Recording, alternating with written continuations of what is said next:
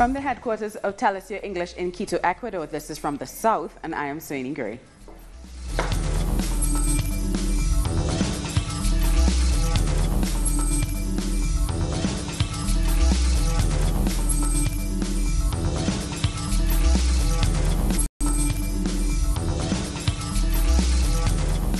Argentina's main workers' unions and social movements were out en masse protesting in Buenos Aires against President Mauricio Macri's economic policies, layoffs, the recent pension reforms, and proposed labor reforms.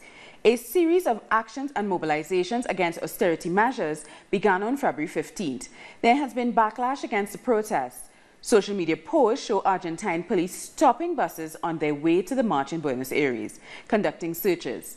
A truckers' union with 200,000 members participating in today's march say they have the capacity to shut down the country. These gentlemen don't know that the ones who most want peace in the country is us, the workers. But bringing peace to the country is done with decent salaries, where young people eat with dignity, where families of modest means can feed their children, where workers have a dignified salary. That's what we've come to call for comrades. Correspondent Edgardo Esteban has more on the protests. This demonstration is organized by the General Labor Confederation with the support of trade unions, social movements, and human rights organizations. It's a continuation of protests against the measures pushed by the Mauricio Macri government. Workers are asking the administration to stop layoffs. In 2018, there have been more than 2,500 layoffs in the public sector alone. They are also protesting the persecution of union leaders and the pressure Mauricio Macri is placing on trade unions. There is a lot of expectation one of the union leaders will speak during the demonstration. The tensions between the two sides has really intensified lately. Over in Brazil, Rio de Janeiro is currently under a military rule. The measure has been widely criticized by residents as well as various social movements.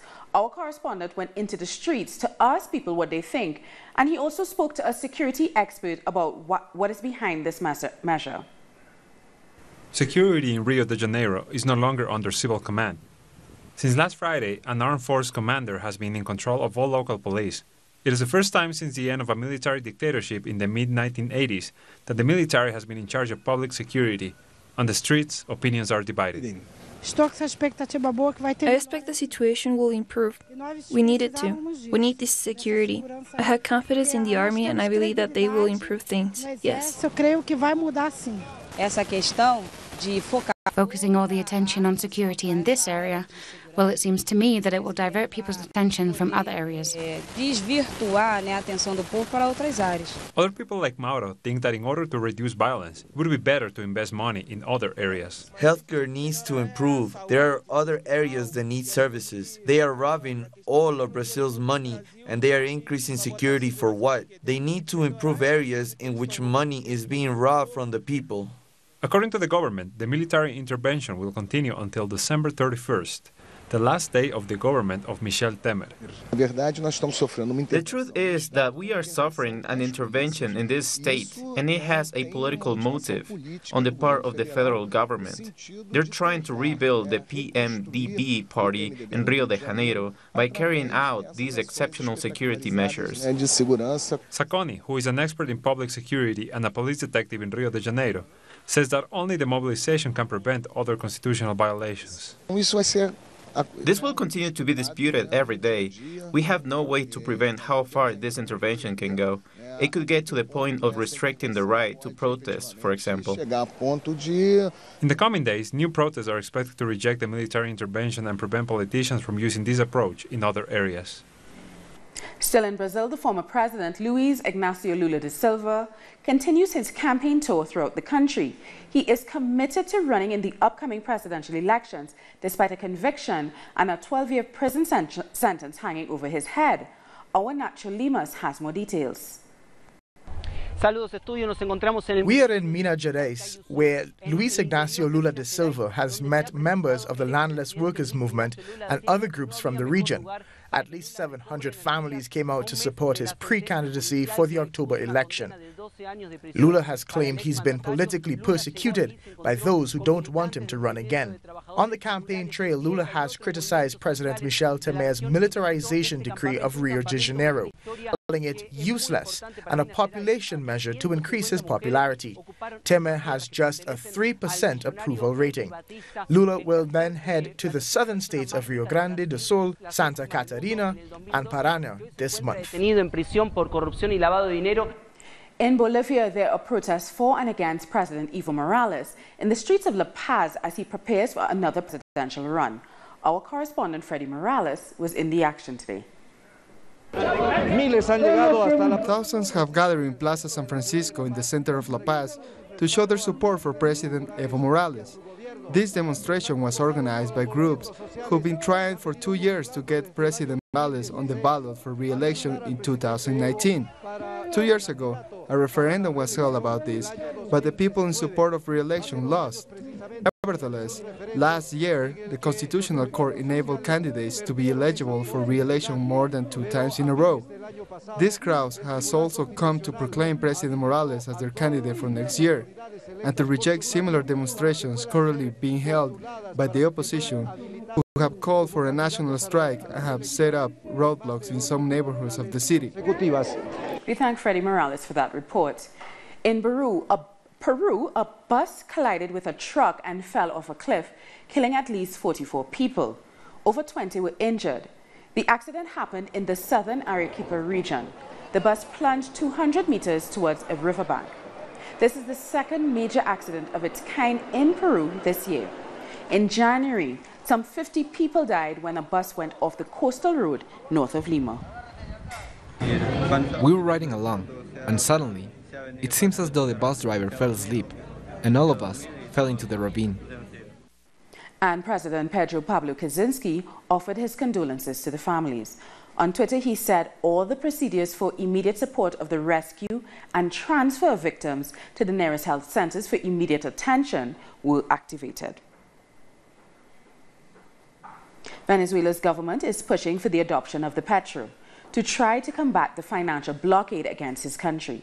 Visits to the Petro web portal surged 500% on Tuesday, the first day of the pre-sale. President Nicolas Maduro says the digital currency will be used for tourist services. I have authorized the use of the Petro cryptocurrency for national and international tourist services and facilities across the country under special circumstances. The Petro, which is scheduled to begin trading in April, is seen as the answer to Venezuela's economic crisis. It is hoped the currency can bypass U.S.-imposed sanctions and attract billions of dollars in foreign investment. The Petro cryptocurrency is the first and sole digital currency issued by a government in the world. The Venezuelan government has started to pre-sell it on February 20 as a schedule, through which the government could raise a large amount of funds. This is very important. Maduro has announced that all consular services in Venezuela and embassies around the world could be paid for with this virtual currency. We'll take a short break now. Join us again after this look at what our multimedia colleagues are reporting.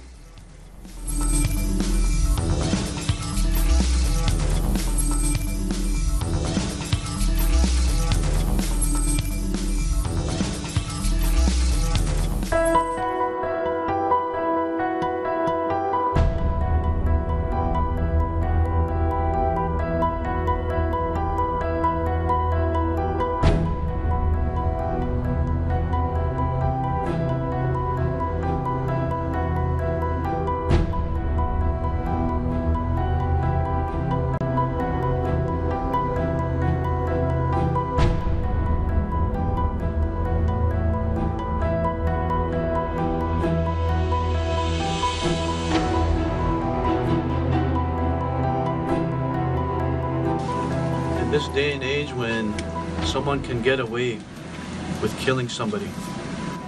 When someone can get away with saying, I accidentally walked to the storage room, the storage shed. I accidentally grabbed the gun out of the storage box. And then I accidentally walked back to the car. And then I accidentally raised my arm in level with the late Colton Bushey's head. Then my finger accidentally pressed the trigger. What a bunch of garbage.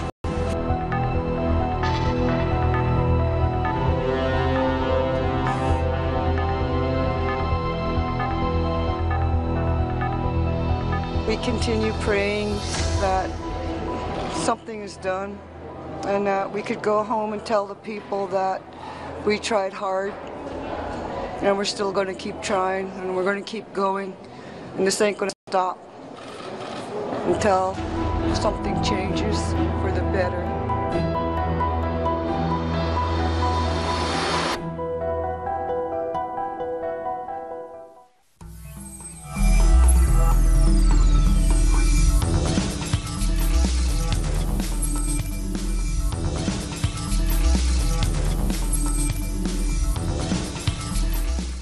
Welcome back. Political violence continues in Colombia. The latest victims, a social leader who was killed in the north of Santander and an indigenous leader who survived an attack in the Cauca department. 33 social leaders have been killed in 12 departments across the country in 2018. According to Carlos Espitia, researcher for the In the Past Institute, the national governments denied the political violence behind these attacks. Local authorities tend to deny the reality. They say that the victims had other kinds of issues and hide the role he or she had in the defense of human rights. 10 FARC former fighters and militants have been killed during this time period. These figures show a deep humanitarian crisis. Since the signature of the peace agreement, 49 former fighters have been murdered, and since January 2016 till today, political violence has put an end to 322 social leaders' lives. Citizens are wondering what kind of democracy is the Colombian one? We are proud to say that we have the oldest Latin America democracy, but what we have today are terrorists, where there is not a state, and when it arrives, it just becomes another aggressor. Social movements are asking the Colombian state to guarantee the activists' safety and to stop stigmatizing social leaders who have been signaled as local enemies during decades. National security has been based on the local enemy elimination. Anyone who disagrees with the state has been killed. If this policy is not reevaluated, there is a high risk for the survival of the peace process. The upcoming elections for the Congress and the presidency of the Republic deepen the latent crisis. There are no guarantees for the victims nor for the former fighters to assure their political participation. Colombia will be deciding in the upcoming days what kind of democracy it wants to become, a real one that accepts dissent or just one paper on paper. Independent candidates in Mexico's upcoming presidential elections are shaking up the country's political landscape. 3 independent candidates, including former First Lady Margarita Zavala, have announced they will appear on the election ballot after going across the country collecting signatures to support their campaign. They still trail Mexico City's former mayor, Andres Manuel López Obrador, who leads with 27.1%. Our country is tired, and that is why I'm opening up this path. I know that millions of Mexicans have found out about the politicking of the political parties, the money mixed up with politics and power. The other main candidates are former center-left Senator Armando Ríos-Peter and Jaime Rodriguez, otherwise known as El Bronco, who's the governor of the border state of Nuevo León. Altogether, we all can win against the system and show who calls the shots. It's the citizens. We know we are going to have economic difficulties. The media won't be with us, and we won't have access to free information as set out in electoral law. We will continue on regardless to show that we can communicate with each voter in Mexico. It is the voter who decides. Still in Mexico, the relatives of the 43 missing students of Ayotzinapa say the case is being used as a political gimmick in the presidential elections. They're condemning politicians' use of the case during political rallies.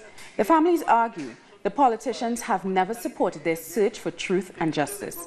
It's been 3 years since the students disappeared, in what their families describe as a forced disappearance at the hands of the police. And Mexican authorities are investigating whether the police are involved in the disappearance of 3 Italian citizens. The men went missing on January 31st after being detained by police at the gas station in the western state of Jalisco. They haven't been heard from since. Families and friends of the three men demonstrated in Naples over the weekend, demanding action from the Mexican government. Mexico is facing a surge in violent crime with more than 25,000 killings last year. Authorities say they're looking into the matter but defended the delay in the investigation. When they initially reported the disappearance, we were told they were tourists, that they were on vacation, and that delayed our investigation. Why? Because we didn't have that lead into the investigation, that they were not tourists, but they were actually selling some sort of goods instead. Ecuador and the United States are looking to strengthen trade ties to bolster their economies. However, the commercial agreement is causing distress for the campesinos and indigenous organizations. The biggest fear in the campesino organizations is that the trade agreement with the U.S. will give American agriculture products greater access to the Ecuadorian market. This will mean total destruction of our products. Our agriculture sovereignty will disappear and all the products with transgenics will come from the U.S. In 2017, Ecuador approved a law which allows the use of genetically modified seeds for research purposes. But the Food Sovereignty Board is concerned that these transgenic seeds will make its way out of laboratories and into the fields. A law was approved in which transgenics might enter the country to be used strictly for research purposes and to be handled by universities. We oppose to everything outside the law. Transgenics cannot come here if it is not solely for research. What is of concern now is whether the trade agreement with the U.S. addresses the issue of transgenic crops. We will fight against this free trade agreement. Let's not forget what happens in Mexico, Colombia, and Peru. Despite these concerns, supporters of the agreement argue the agreement will benefit the economy. Signing FTAs is very important because we must lower taxes in order to bring new possibilities to the country to export. That means it would also increase the number of jobs. And if you get investment in Ecuador, they must hire Ecuadorians. While FTAs are considered an economic boon, the influx of foreign products have often squeezed out smaller players in the market. And that has the campesino and indigenous organizations on edge about what this agreement could mean for their livelihood. Sexual crimes against children in Ecuador will no longer be subject to a statute of limitations. The decision to have no time limits on sexual crimes against children was supported by 70% of Ecuadorian voters on the February 4th referendum. President Lenin Moreno said the Ecuadorian constitution and the penal code would be modified to assure the full application of the law. And the special envoy sent to Chile by Pope Francis to investigate allegations of a sex abuse cover-up has been taken to hospital. Archbishop Charles Chiclunia is undergoing gallbladder surgery. According to the Catholic Bishops' Conference spokesman, the Vatican investigator is in Chile to hear the testimonies of sexual abuse victims. He has already met with several witnesses as part of the probe into Bishop Juan Barrios. In Antigua and Barbuda, the Electoral Commission is getting ready for general elections, which are coming earlier than expected, although a date hasn't yet been set. Prime Minister Gaston Brown confirmed that although elections are constitutionally due next year, elections will be called before 2019. Brown told local media that Parliament could be dissolved, setting off elections within a week or two. The Electoral Commission has been training senior electoral officials, and the various tools and materials being used in the polls have already been prepared. Well, time now for another short break. Join us again after this look at what our multimedia colleagues are reporting.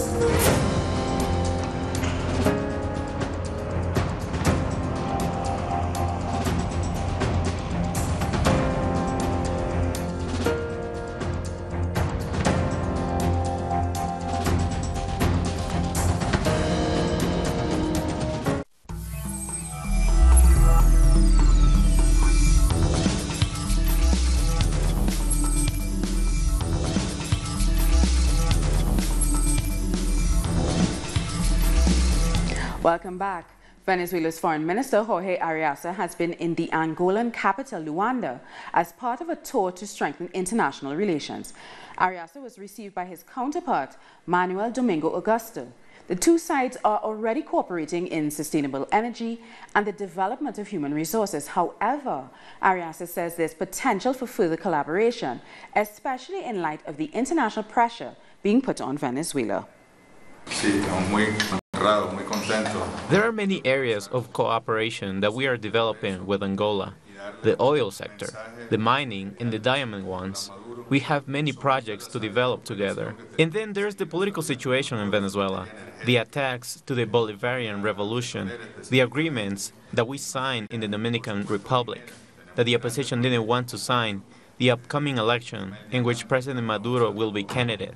After that, President Maduro also wants to come to Angola and defend our relationship.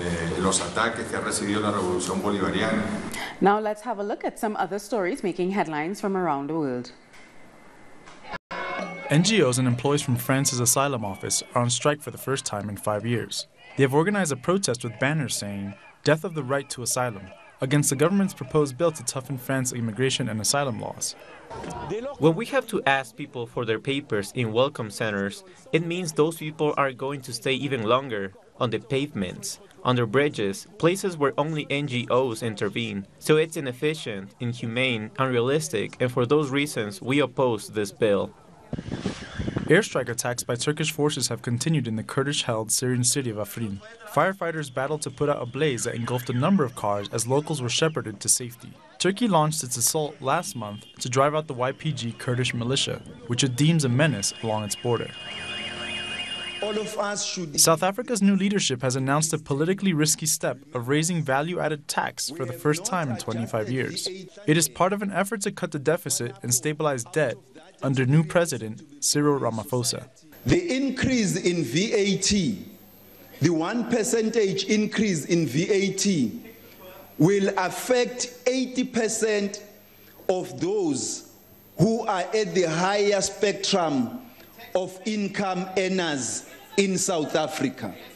The poor will remain protected through zero-rated basic foodstuffs and above inflation increases in social income.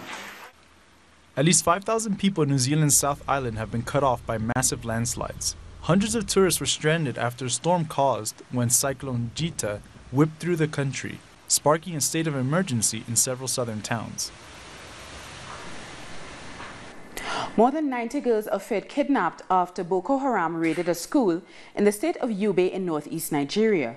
Parents and school authorities say Boko Haram militants arrived on several trucks mounted with weapons. They attacked the school, killing at least 4 students, and then abducted the girls from the school hostel. Local authorities have not yet confirmed the incident. Their disappearance, if confirmed, would be one of the largest since Boko Haram abducted more than 270 schoolgirls from the town of Chibok in 2014. Palestinian President Mahmoud Abbas said that Israel continues to violate international law. He made the comment during an address at the United Nations on Tuesday. Our correspondent Noor Harazin has more from Gaza.